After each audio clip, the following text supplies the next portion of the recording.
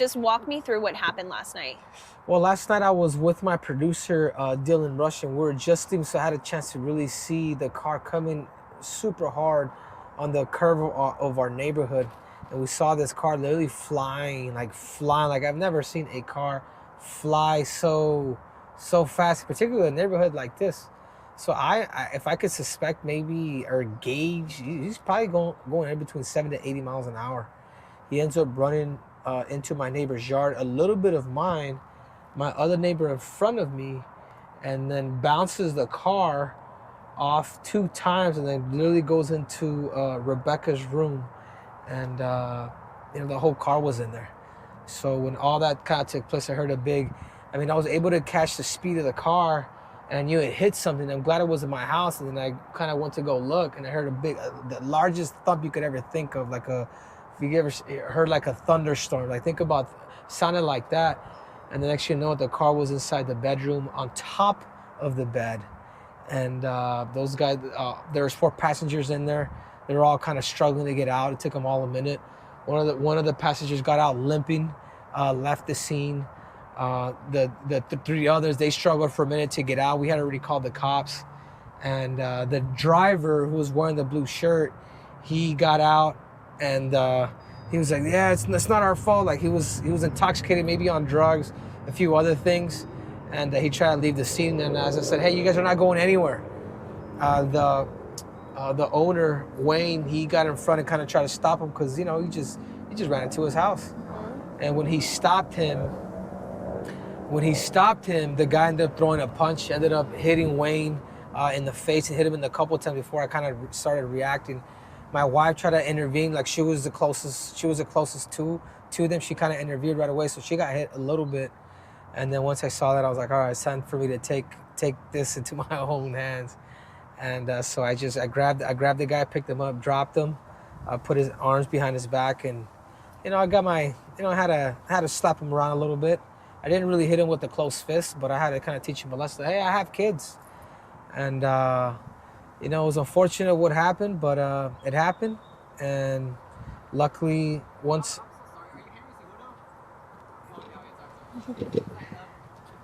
I stopped him, because I had I think it's a lot easier to stop somebody rather than having like 2 or 3 people. Like I got him pretty good, so I had him there, and he even asked me to don't put all my weight on him. So I was like, all right, man, I understand. And then that's when our neighbor across the street pulled out a gun. He's like, hey, man, you gotta, if you move again or if you do something, like you're going to heaven or hell pretty much. So he had pulled out a gun, and that's all she wrote. But they were all trying to leave the scene, including the girl. Like they were all trying to leave, and Wayne had a gun. So Wayne was armed, the owner of the house, and so was Mike, my other neighbor. So, this is America. You just never know, what's gonna happen, and that was pretty much it. I think the biggest thing that I was afraid of is if they had guns, which there was a gun inside the car, but apparently it was like a toy gun or whatever that was. I'm still not too sure what it was, but there's a gun inside the car. As the car first started to round the bend here, what went through your mind? I'm just thinking like, dude, we had a party of like, there's probably about 30 kids. There's probably about 50, probably around 60 people. Half of those people were about kids about a couple of hours earlier. So my neighbor Nick at the corner lot, he had a party. So I'm just like gut right. This is a very happy neighborhood. Like kids with dogs, you can always see people walking their dog. Like this is to me, this is the most friendliest neighborhood here in the Biltmore, especially Barrage. Is the most friendliest neighborhood on earth. Like something happens, whatever, the neighbors are there. If somebody moves in, everybody brings a pie, can go welcome to the neighborhood kind of type of thing. So, and as much as we're very welcoming, like, the neighbors came together and we stopped the criminals. Nobody got away. There was a fight that broke out between the neighborhood and the imposters that came and, did this damage, but justice was served. The person who stuck around that you ended up having to hold down, was that the driver? That was a driver. And I'm glad we got the driver. The guy that left the scene, he ended up getting caught. He was limping. It was bad. It was a horrible, like if these guys would have hit a tree or something that wasn't drywall that kind of take away a little bit of that blow, like they'd all be dead. that well that I have right there in front of my house, if they would have hit that thing, dead.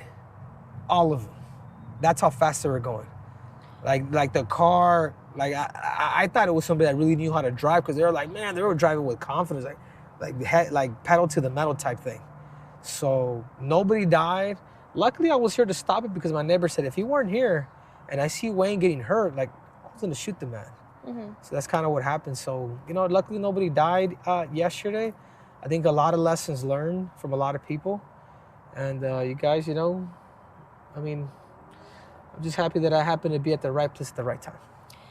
Your neighbor across the way here kind of showed me the path the car took. Did it kind of fly through her yard? It did. So you can see it from right there. You can see those two little marks that's from the car. So it jumped not only once, but twice. So it went boom, it went up the burner, fell, but because it was still going, boom, and then it went up the other wall and then went through the house. And it was completely inside the house? It was completely inside the house. I mean, I have pictures that I could show you and send you. It was terrible. Have you ever seen anything like that before? No, I've seen a lot of things in my life. I witnessed a lot of things in my life. So, how are your neighbors doing? Do you know? Have you talked to them? No, our neighbors are good. We met up this morning.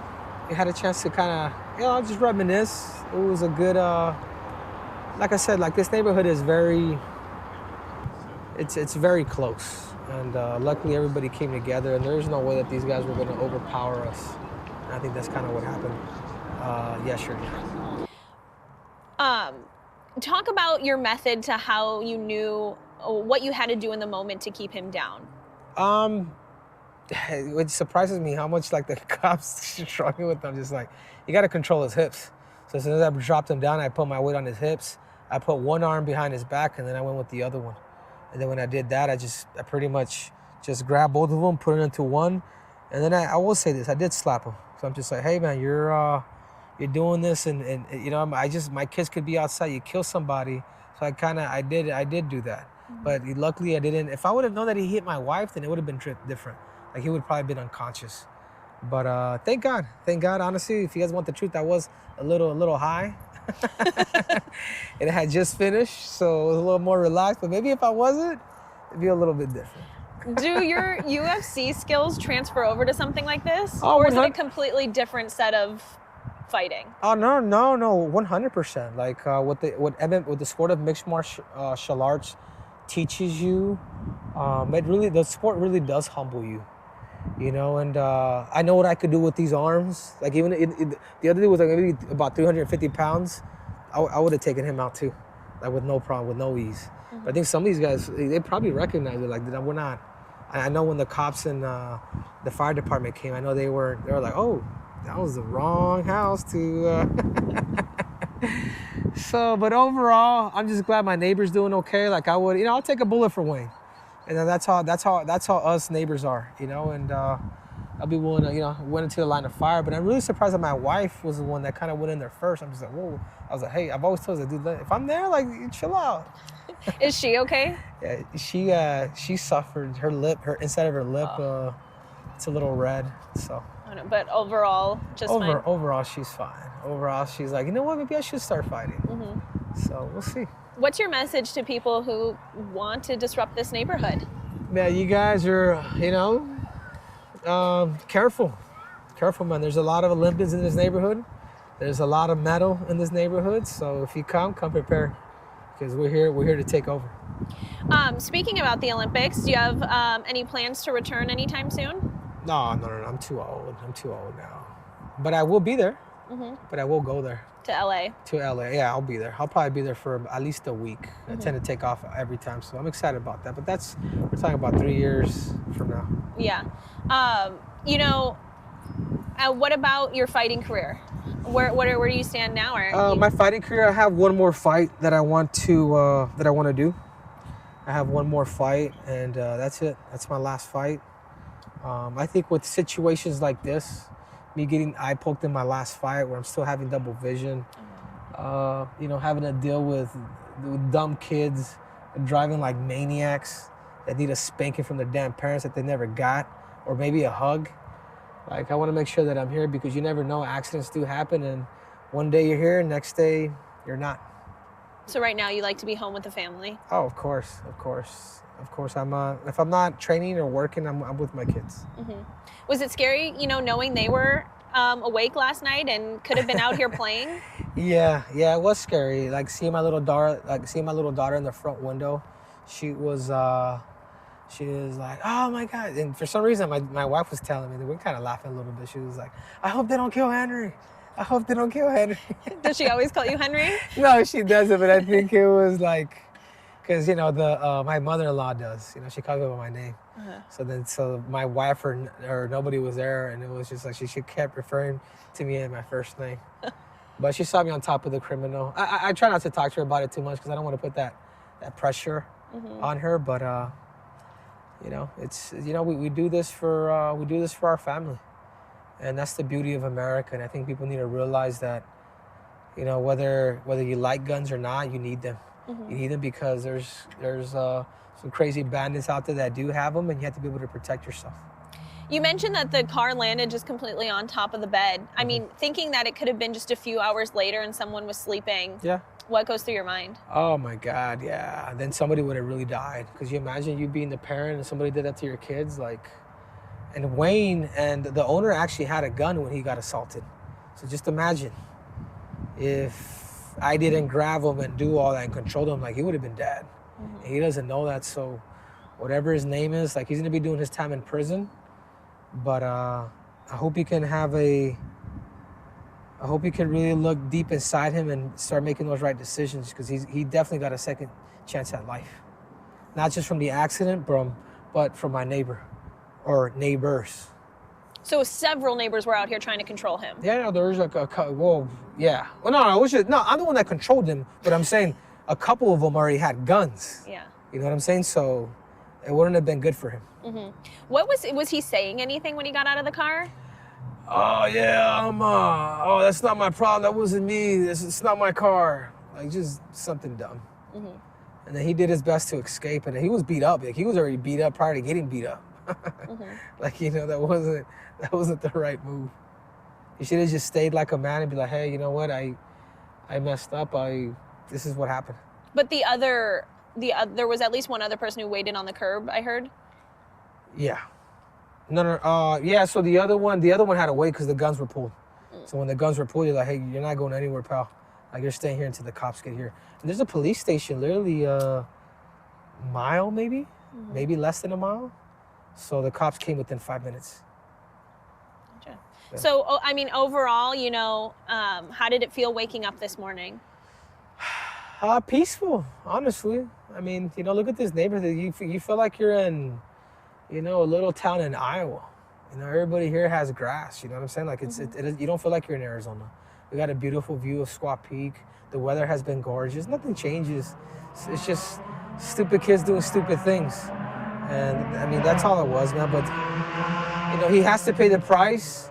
Justice will be served, and he's gonna have to answer to the judge. And there's so many things that he did wrong, from speeding, reckless driving, speeding, disturbing the peace, property damage. The whole trying to flee the scene. I can already see how many charges are gonna go up against him. And I'm sure Wayne's a great guy. Wayne's a great man. I'm sure he forgives him, but you imagine if one of his daughters were sleeping. Rebecca now, she has a kid, and her little boy is 1. But you imagine if she's a mom and she just happened to stay over at dad's, and boom, with a 1-year-old. That'd be horrible. We often hear of people taking MMA to have defensive fighting skills. Is that something you'd recommend for people in case situations like that happen? Yeah, of course. Even the FBI, a good friend of mine, Kash Patel, who is now the head of the FBI, he wanted to do something along those lines. We're getting UFC fighters to train the FBI. It's smart. It's a real fight what we do. Even if the guy had a knife at least, or a gun, I'd be able to get through that. You know what I'm saying? Or survive that mentally. There's other ways to take people down with my legs and things of that nature. So, I just did my job. I'm no hero. Not every hero has a cape, but, or not every hero has a gold medal. But you do. But I do. So that's all, man. It's not. It wasn't. You know, I'm just happy to do that for a neighbor. That's it. I know that's what Wayne would probably do for me. And that's not something you hear often. Like a lot of people, I feel like don't know their neighbors, but here you know your Oh neighbors. yeah, we know all our neighbors. This is a super close, tight knit neighborhood. Like I said, when you come home, you just walk. They welcome you to the neighborhood. You know, you get a pie. Like Kathy, they became kind of my Kathy and Terry. They became my grandparents that I've never had. You know, my neighbors I'm super close with. You know, they invited me to their wedding. I mean, it's just great all the way around.